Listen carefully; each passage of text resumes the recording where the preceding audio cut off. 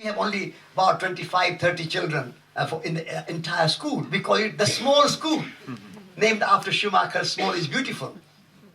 And in it we say, before we teach you Shakespeare and Darwin, I want you to learn to bake bread. You cannot have good education on bad diet. No mother's pride. Mother's pride is neither mother nor pride. It's a stale, factory-made bread. You learn to bake bread, make soup, do gardening. When you have learned how to cook good food and you are happy, enjoying your food, good lunch, and then we will teach you Shakespeare and Darwin and Newton. But we learn to do things by your hand. Hand skills are very important in our school. And the same way, heart, how you relate, how you respect, how you care for each other. Respect your parents, respect your other fellow students and pupils, respect your teachers, respect the building, respect the garden, respect the birds in the sky. Bird flying in the sky is your kith and kin. Learn to respect the earthworms. Without the earthworms working under the soil, there will be no food on your table. You think earthworms are not important. Without the earthworms, there will be no food. An earthworm work for you day and night without asking for any wages, without asking for any holidays, without ever going on strike. And you think earthworms are nothing. Earthworms were the object and subject of study for Darwin. When he did his study, earthworms he studied.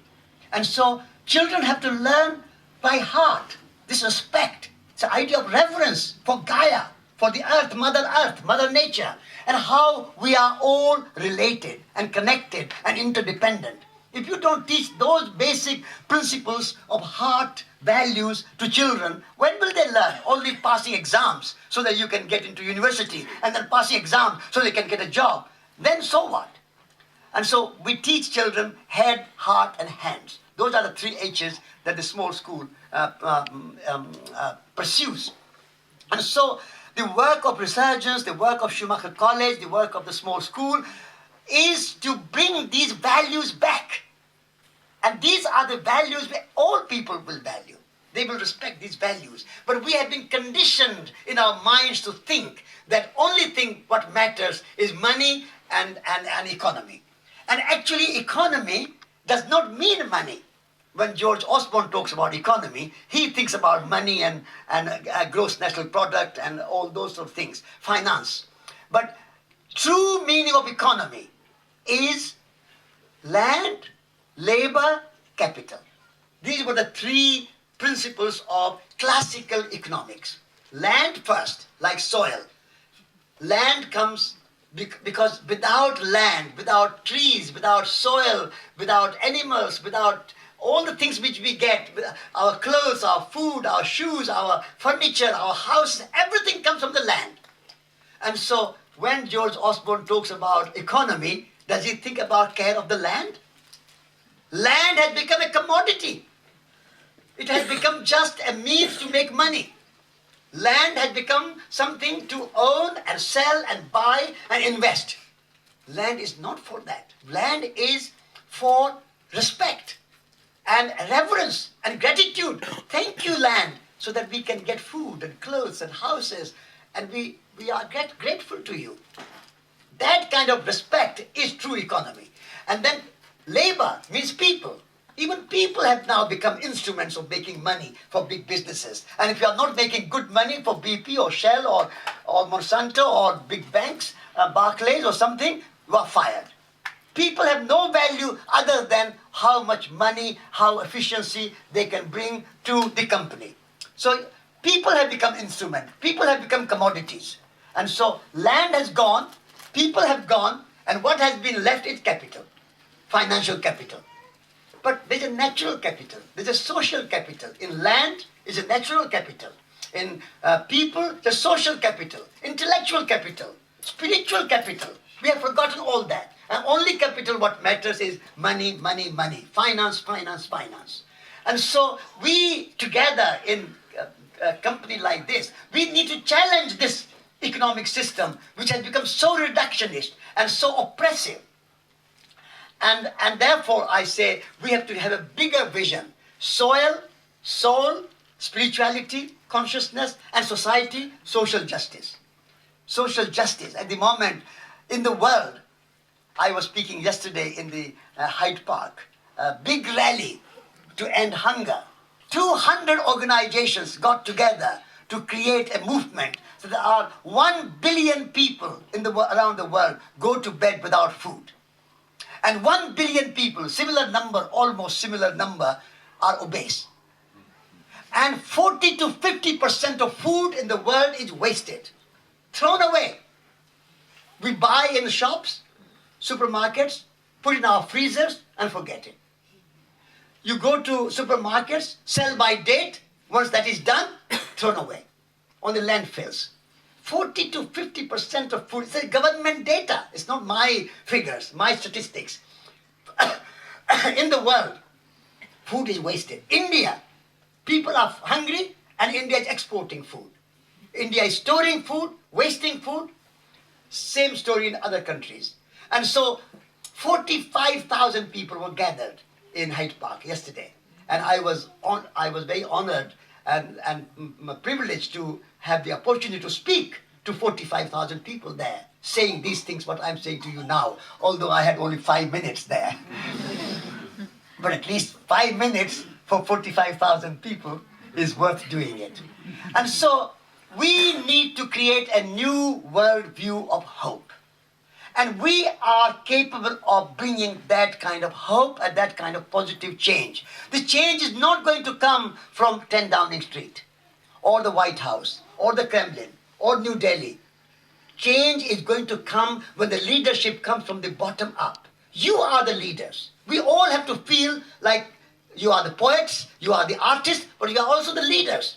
We have to bring that leadership from the grassroots. And small scale projects and small scale initiatives which are ecologically sustainable, spiritually fulfilling, socially just, those kind of projects we create and make a big voice of the ecological sustainability and spiritual fulfillment and spiritual renewal. Big voice. Then I think governments will change and governments will listen.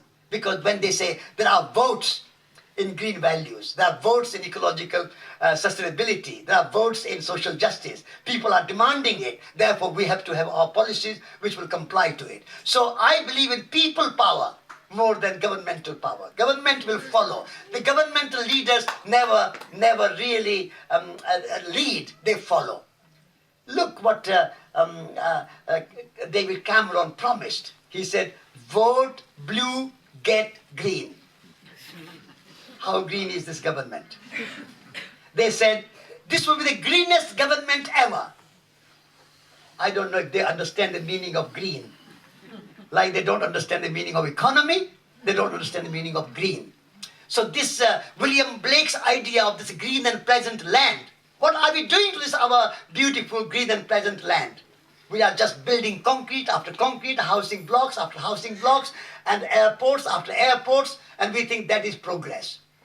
So the real human values, spiritual values, ecological values, ethics and morality, all those have gone out of this economic system. And only thing is dominating is money. I'm not against money. Money is a useful invention. It has a place. But we must keep money in its place and not allow to dominate all our lives and all our policies. And so we need to move from this very self-centered and very egotistical economics that we have today. It's very kind of, I call it egonomy rather than economy. And therefore we have to move from ego to eco. Small change you have to make, one letter. Change from G to C. And ego means me, my power, my name, my fame, my status, my position. This is ego, separation. This is why I say separation is the problem. when we are not separate, but we are connected, we are related, and we take care of each other. We are made of each other. This is where the René Descartes, philosopher from France, who said, "Cogito ergo sum," I think, therefore I am. That's a kind of statement of separation, statement of dualism, mind over matter. That was Cartesian philosophy. And I wrote, in answer to Cartesian philosophy, a book called "You Are, Therefore I Am." That book is here if you want to buy one. I'll sign it for you. You are, therefore I am. What makes me a speaker here? Not because I can speak English that I am a speaker. If you are not here, I will not be a speaker. So you make me the speaker. We are interdependent. We are interrelated. And actually, your eyes, your presence, your enthusiasm, your attention gives me inspiration to speak. I have nothing prepared, nothing written down. I'm speaking to you what is coming from you. We are in conversation, even though you are silent, sitting there, and soon you will have time to ask questions. So please prepare some questions. So this is a relationship. You are, therefore I am. The Mother Earth is, therefore I am. Our ancestors were, therefore I am. Our chimpanzee ancestors were, therefore I am. We were there in the first Big Bang, in our genes and in our cells and in our one form or the other. So we are a continuum. The creation is not a historical event. Creation is a continuous process. And we are all co-creators in this world. And when I'm speaking to you, we are creating something. You are building a house, you are creating something. You are producing children, you are creating something. We are a continuous process of creation. We are co-creators. God, in Hindu philosophy, is not a creator in the history. That one day God created the world and now gone somewhere, sleeping. God is present every moment, in everything. There's no separation between that leaf on that tree is God. That bird flying in the sky is God. The sun is God. The moon is God. The rain is God. The ocean is God. The river is God. The soil is God. Every human being is a God. We are all divine beings. But we have forgotten our own divinity. And we think, oh, we are nothing. We are just bundle of just matter. This materialism, which our science has given us. Science says that nothing matters unless it is matter. Unless it can be measured. Measure and matter is same root, same word. Measure, matter. So what cannot be measured does not matter. Does not exist. Francis Bacon and Descartes and all these scientists said, if you cannot measure it, you cannot mathematically analyze it, if you cannot make a model of it, then it does not exist. So spirit does not exist. Love does not exist because we cannot measure it. Service does not exist. Compassion does not exist because we cannot measure it. But I say matter and mind together, and matter and spirit together. This body will be useless without the spirit. But can you measure the spirit? Spirit is to breathe in like air. Inspirare, expirare. When you don't breathe, you are expired. Once I was interviewed by Richard Dawkins. And he said, but Mr. Kumar, I don't believe in spirituality. What do you mean by spirituality? I don't believe in it. I said, Professor Dawkins, you are a very learned professor. Don't you believe in breathing? And can you measure how much breath did you breathe? Did you breathe 1 ton or one ounce or 1 kilo? How much breath do you breathe? Can you measure it? He was speechless. Professor, Oxford, graduate, professor, author of many, many books. But they think the only thing what matters is what you can measure. That's a science. Science is good. I'm not against science. But science is not the only thing. You need science, but you also need wisdom. And without wisdom, science cannot go very far. And actually, there are many scientists who are also wise. Einstein was one of them. Rupert Sheldrake is one of them. James Lovelock is one of them, the author of Gaia theory. So science and spirituality are not antagonistic. Science needs spirituality. Spirituality needs science. If you have no spirituality, science goes astray. Science will produce genetically engineered seeds. Science will produce nuclear weapons. Science will become slave of technology. Science needs ethical, spiritual, moral, aesthetics, compassionate values. And so, and if religion and spirituality have no science, no rational thinking, then it will end up in fundamentalism. And become my religion, my truth, I know the truth, my God, only God, nobody else has God. That kind of fundamentalism, dogmatism is because there is no rational, intellectual, scientific thinking behind it. So spirituality needs science, and science needs spirituality. And when you have a science, that is knowledge of the harmony of the earth. That's a science. You understand by scientific methods how everything fits together. And when you live that harmony in your life, that's spirituality. So where is the antagonism? Where is the contradiction between science and spirituality? We need both. Why have only one? We can have best of the both worlds. When we can have spirituality and we can have science. We can have matter and we can have spirit. And I need both. My body is matter. All this measure, you can measure, you can weigh, you can do everything with my body. But my spirit, you cannot measure. But without that, I'll be a dead body.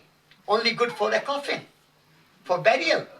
And so spirit, life, imagination, creativity, soul, those are the qualities which we need to care for. So soil, soul, society. These are the three words that I want everybody to remember together. And in that way, we can create a beautiful world. And I learned this by just being in the world, walking. You know, I walked from India to England, 8,000 miles for peace. And I was inspired by your countryman, Bertrand Russell. He was 90 years old in 1961, and he went to Whitehall in front of the Department of Defense and said, I'm not going to move, and all my colleagues will not move from here, the Committee of 100, until government declares a ban on the bomb.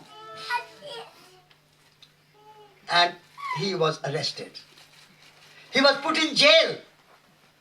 And I was 25-year-old young man in India, reading this newspaper.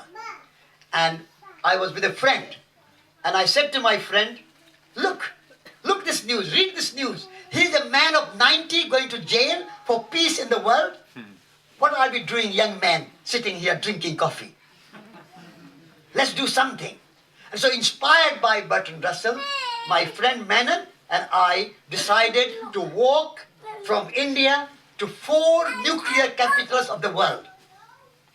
Moscow, Paris, London, and Washington, D.C. At that time, these were the 4 nuclear capitals. And then we went to see our teacher, Vinoba Bhave. And he said, you are going for peace in the world. I suggest that you go without any money in your pockets. And I was a bit shocked. I said, any money? Sometimes we need a cup of tea, or write a postcard, or make a telephone call. He said, no. Wars begin in fear, and peace begins in trust. If you have no money, you will have to trust yourself, you have to trust people, you have to trust God, you have to trust the universe, you have to trust. And when you trust, you will be practicing peace. You will be embodiment of peace. Then when you speak, your words will have power of practice, because you are embodying what you are preaching, what you are talking, what you are speaking. And that was a wonderful advice. And we took it. Because in India, you know, when you have a relationship with a guru, it's not a dilettante relationship. It's a very serious matter. And if a guru is giving you an advice, you have to take it seriously. So we said, all right, we'll have no money. And so both of us decided to walk without any money. And so we walked through Pakistan, Afghanistan, Iran, Azerbaijan, Armenia, Georgia, Moscow, Paris, London. We met Bertrand Russell after 2 years. And he was 92 by then. And he said, yes, I remember when you were starting, you wrote to me. We did write to him, care of House of Lords. I said, I did get your letter, but I thought I'd never meet you because you are walking. I'm not going to stay alive. But you have walked fast. And so we were honored to have that meeting with Bertrand Russell. Great, great activist, great inspiration. And then he said, I heard that you have walked without any money and now you want to go to America. How will you go to America? You can't walk on water. Can I give you some money? Can we help you? We said, Lord Russell, we have not touched money for 2 years and we cannot touch money now. But if you will help us with 2 tickets, we will be grateful. But we will not fly, but we would like to go by boat. And so he and his colleagues and friends and peacemakers helped us to buy 2 tickets in Queen Mary. And so we sailed across the Atlantic and we went to New York and walked to Washington, D.C. And we finished our walk at Washington, actually at the grave of John F. Kennedy. So we started our walk from the grave of Mahatma Gandhi and we finished our walk at the grave of John F. Kennedy. So that was to make the point from grave to grave, to say that if you believe in the gun, a Gandhi is killed by it. A Kennedy is killed by it. So shift your trust and faith in the gun and have faith in non-violence. And then we were very honored and privileged to meet Martin Luther King. That was a wonderful, wonderful thing. And we spent 45 minutes with him. And there was great, long story. I've spoken long enough. So I must stop now. But that was a great, privilege of my life that I met Martin Luther King and Bertrand Russell, these 2 great inspirations. And so I learned what I'm speaking to you by walking the earth, by going through people and finding out how really we are one with the earth. Without nature, without the soil, without the earth, without people, whether you are Christians or Muslims or capitalists or communists or Pakistanis, whoever I met, they were all hospitable and looked after me and my friend. If I went as an Indian, I meet a Pakistani or a Russian or a Chinese or an English or American. If I go as a Hindu, I meet a Muslim or whatever, Buddhist. But if I go as a human being, I meet a human being. And so that is the experience that I gained by walking without money for peace and oneness of humanity. So our primary identity is that we are members of the earth community and a human community. And then you can be an English or Indian or Buddhist or Christian or whatever you want to be. All that is secondary and tertiary identity. The primary identity is that we are all interrelated, interconnected. So with these words, again, I thank you for listening to me and my story. And if you have any questions, please do ask. Thank you very much.